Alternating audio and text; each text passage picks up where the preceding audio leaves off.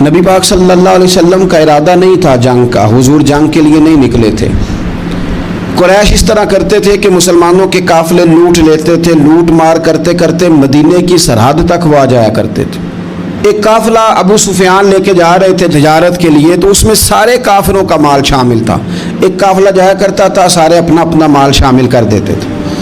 تو جو کہ یہ مسلمانوں کو ستاتے تھے، تو آج حضور علیہ السلام نے ارادہ کرم کیا کہ ان کے قافلے کو ہم نے بھی روکنا ہے، تاکہ ان کو اس بات کا احساس ہو کہ اس طرح نہیں کرنا چاہیے۔ اس قافلے کے لیے نبی پاک صلی اللہ تعالی علیہ وسلم نکلے، جنگ کا تو ارادہ نہیں تھا۔ 313 لوگ حضور کے ساتھ تھے، اور سواریوں کی تعداد اس طرح کی تھی کہ بعض اوقات ایک ایک سواری پر 3 لوگ سوار تھے، تو 2 آدمی سوار ہوتے تھے، تیسرا پیدل چلتا تھا۔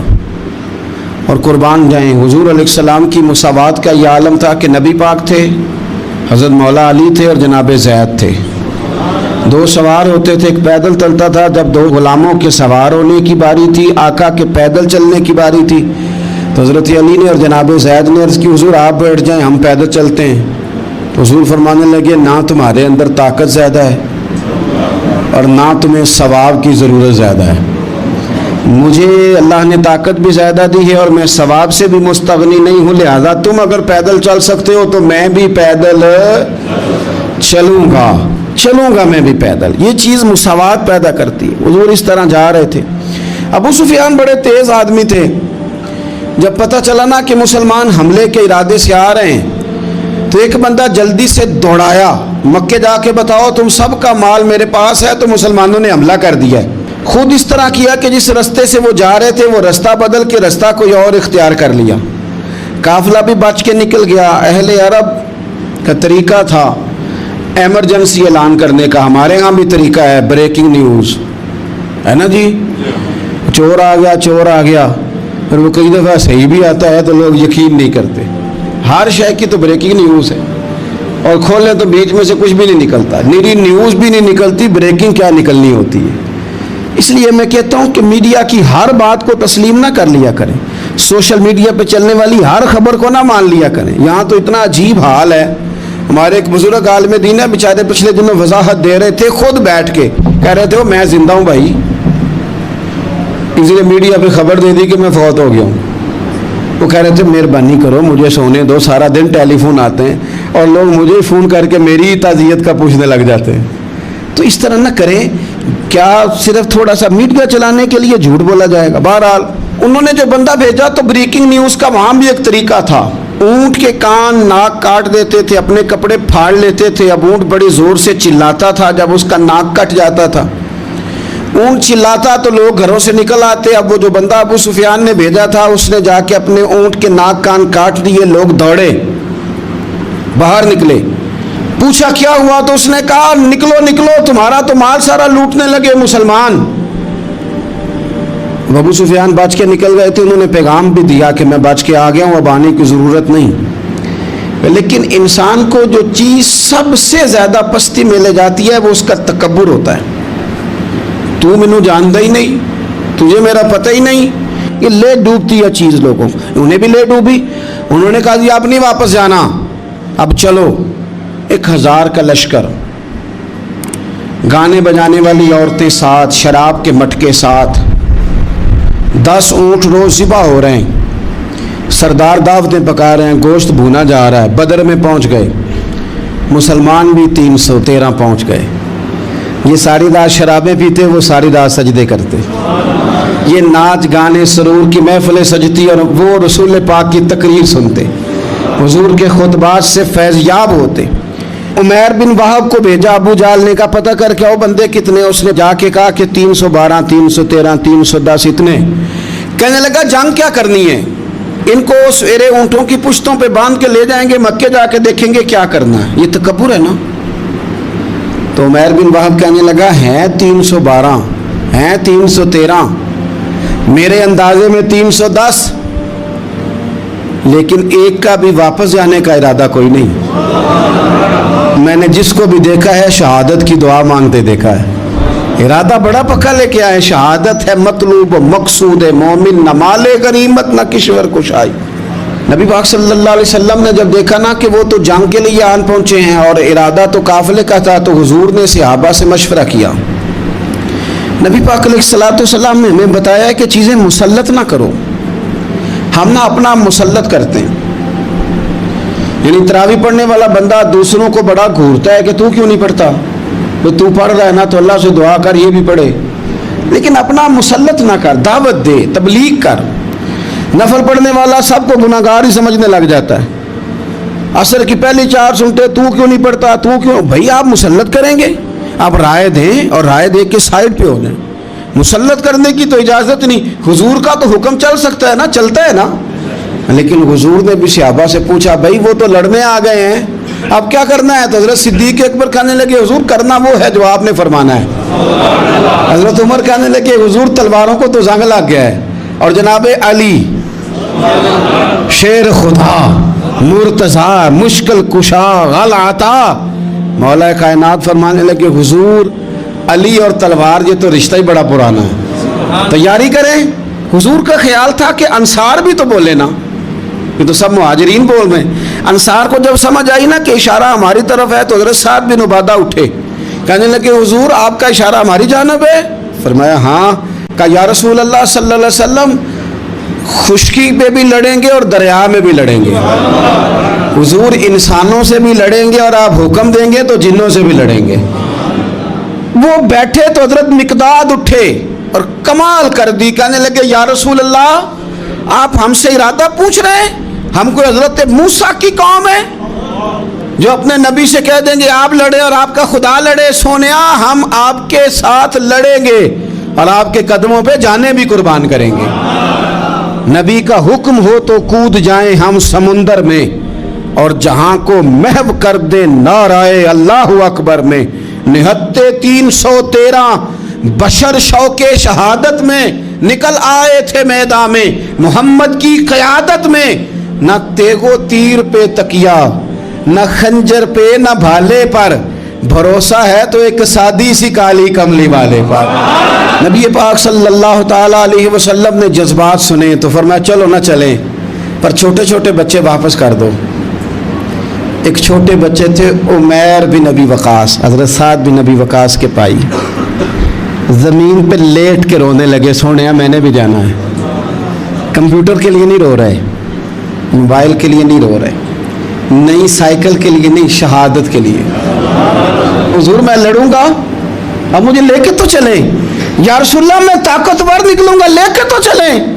ان کے آنسو دیکھ کے حضور نے فرمایا لے چلو نا ساتھ. فطرت مسکرا رہی تھی. حضرت سعد بن عبادہ ایک دوسرے سے کہہ رہے تھے ہم سے لڑنے آیا ہے ابو جہل. جس قوم کے بچوں کی شجاعت کا یہ عالم ہے، اس قوم میں علی کا کیا حال ہوگا اور امیر حمزہ کا کیا عالم ہوگا. یہ ہمارے ساتھ مقابلہ کریں گے یہ لوگ.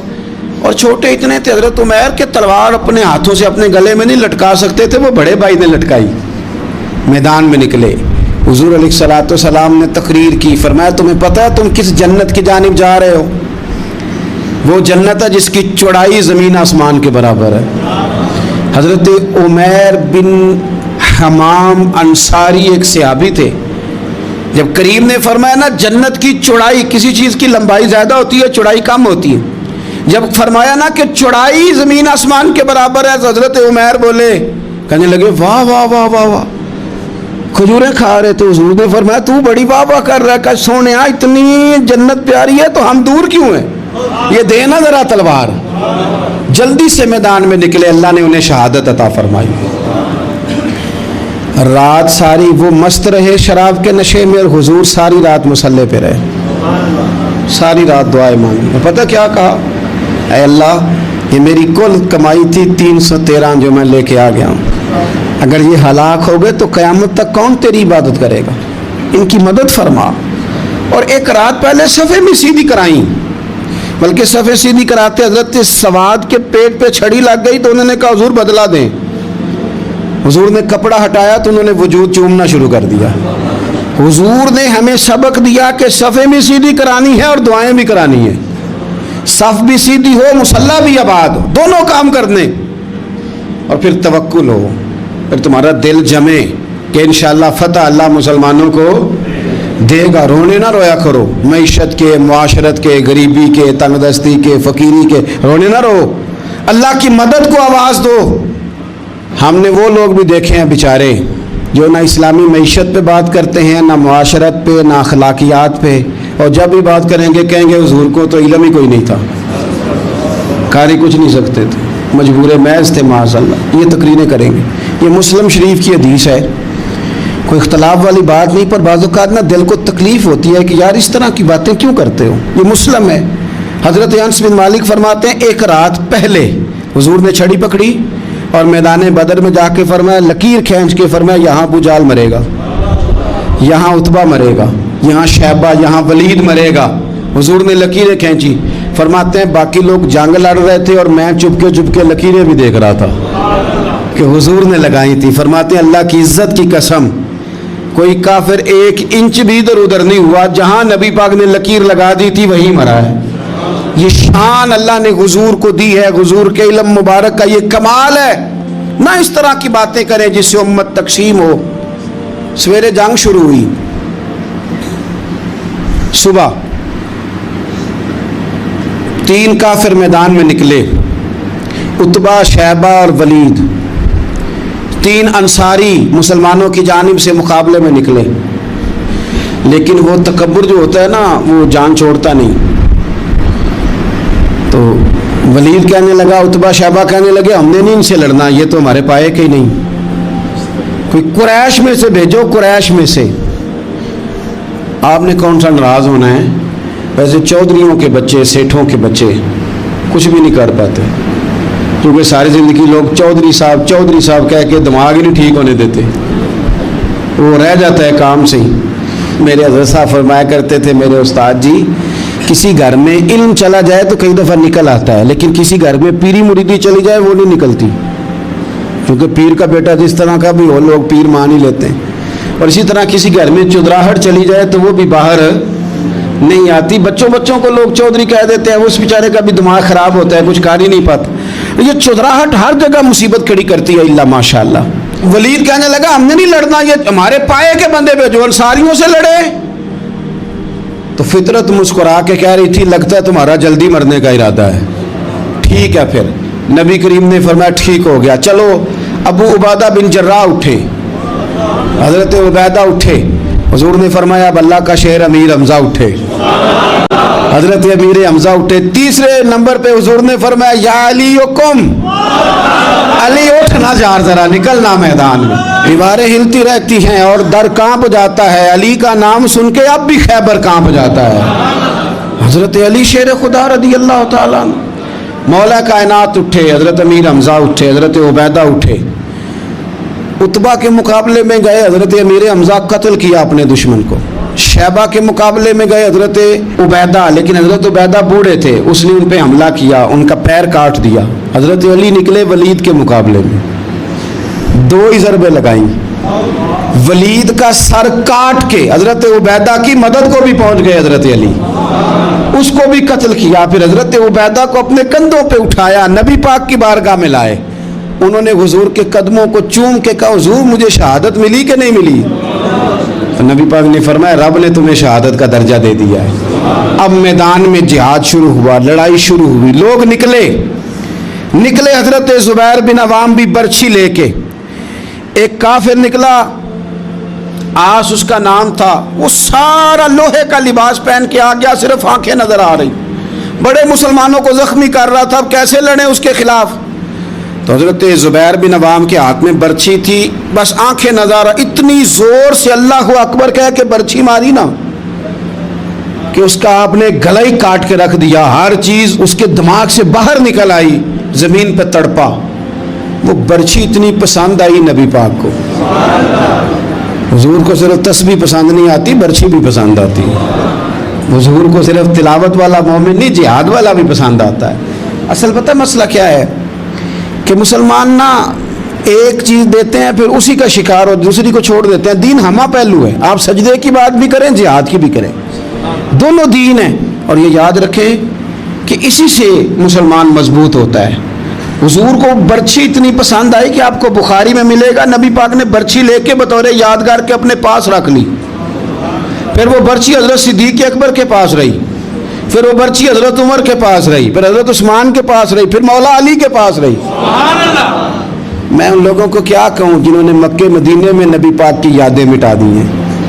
سونے نے تو صحابہ کی یادگار تلواریں بھی سنبھال کے رکھی، اور تم نے حضور نے جس کنویں سے پانی پیا تھا وہ کنواں ختم کر دیا، تم نے جہاں حضور نے غسل کیا تھا وہ جگہ ختم کر دی۔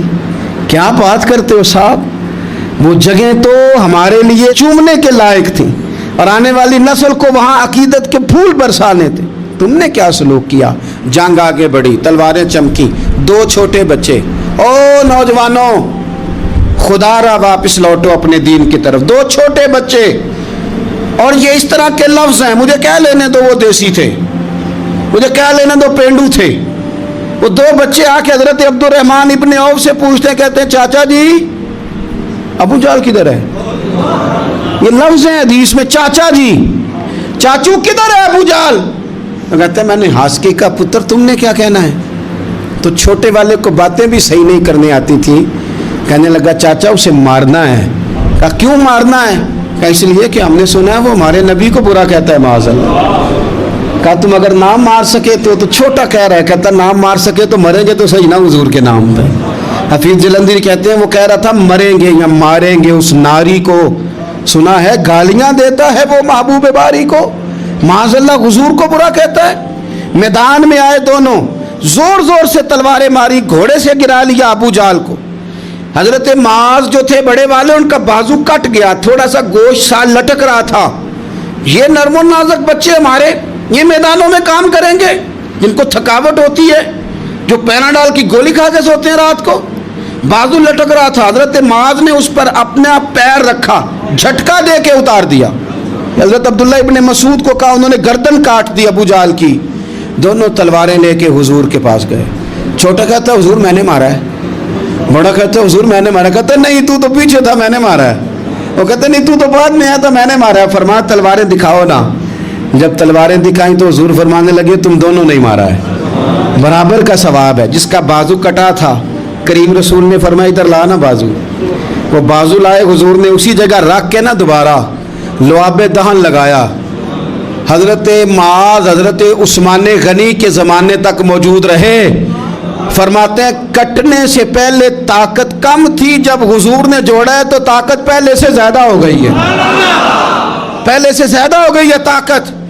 کہتے ہیں کہ نبی پاک سید عالم صلی اللہ علیہ وسلم کی خدمت میں حضرت عکاشہ آئے، کہنے لگے سونیا میرے جذبات کنٹرول میں نہیں آ رہے، میں ان بے ایمانوں کے گلے کاٹوں گا، پر میرے پاس تلوار ہی کوئی نہیں، کوئی تلوار ہو تو ماروں نا۔ ایک درخت کی جڑ تھی، ٹہنی تھی، حضور نے یوں کر کے کھینچی، فرمایا یہ لینا تلوار۔ کہتے ہیں وہ حضور کے ہاتھوں میں ٹہنی تھی، میرے ہاتھوں میں آتی گئی اور تلوار بنتی گئی۔ پھر اس سے کافر کاٹے حضور کے معجزات۔ 5000 فرشتہ بھیجا اللہ نے جنگ بدر میں۔ کتنے؟ یہ میں نے بات اس لیے بیان کی ہے کہ اقبال نے ایک مشورہ دیا، کہتے ہیں تو فضائے بدر تو پیدا کر، فرشتے تیری نصرت کو اتر سکتے ہیں گردوں سے، کتار اندر کتار اب بھی۔ اقبال کیوں ایسا کہہ رہا ہے؟ تو اقبال کہتے ہیں اس لیے کہ آج بھی ہو اگر ابراہیم کا ایمان پیدا تو آگ کر سکتی ہے انداز گلستاں پیدا۔ 5000 فرشتہ آیا۔ مجھے تو لگتا ہے فرشتوں نے بھی دعا کی تھی کہ یا اللہ ہم تیرے نبی کی قیادت میں لڑنا چاہتے ہیں۔ فرشتے آئے، سپر پاور تھی روما، بڑی طاقتور سمجھتی تھی، ایران، روم، یہ کیسر و کسرا، بڑی طاقتیں تھیں۔ عرب کے لوگ تو بوریا نشین تھے، صحراؤں میں نکل کے انہوں نے الٹ پلٹ کے نہیں رکھ دی سارا کچھ۔ علامہ اقبال سے کسی نے پوچھا تھا کہ مسلمان دوبارہ سے کبھی میدانوں میں آئیں گے؟ تو اقبال کہنے لگے ہاں ہاں ضرور آئیں گے، آئیں گے، یہ نکلیں گے۔ کیا کس طرح؟ کہنے لگے میں نے فرشتوں سے سنا ہے، نکل کے صحرا سے جس نے روما کی سلطنت کو الٹ دیا تھا، نکل کے صحرا سے۔ قدسی کہتے ہیں فرشتوں کو، اقبال کہتے ہیں رات وہ باتیں کر رہے تھے میں نے سنا ہے کہ نکل کے صحرا سے جس نے روما کی سلطنت کو الٹ دیا تھا، سنا ہے میں نے یہ قدسیوں سے کہ وہ شیر پھر ہوشیار ہوگا، وہ جاگے گا، وہ بیدار ہوگا۔ یہ قدسیوں سے سنا ہے میں نے، وہ آئے گا میدانوں میں۔ घुमसान का रन पड़ा, अबू जाल कत्ल हुआ, उमैया कत्ल हुआ, कुछ देर के बाद मारा गया, अबुल बुख्तरी और उतबा और शैबा और वलीद बड़े बड़े सरदार कत्ल हुए, 70 काफिर मारे गए, 70 मुसलमानों ने कैदी बनाए, बाकी भाग गए और सामान छोड़ के भाग गए और घोड़े छोड़ के भाग गए, और जिसको इधर भागने का मौका मिला इधर भागा, कह रहे थे इनको बांध के ले जाएंगे, और जिसको इधर भागने का मौका मिला वो इधर भागा। पीछे से हज़रत साद बिन उबादा बोल रहे हैं, कहने लगे हमने तो सुना था मर्दों से मुकाबला है, तुम तो बीबियों से भी कमजोर निकले हो, क्या भागते हो। 14 मुसलमान शहीद हुए सिर्फ। 3 दिन हुजूर ने क़याम किया बदर में, कुर्बान जाएं। जंग का आगाज भी मेरे नबी के सजदे से हुआ और जंग ख़त्म हुई तो फिर करीम सजदे में चले गए। अल्लाह तेरी मदद आई तो काम बना, तेरी मदद ना होती तो कुछ ना कर पा।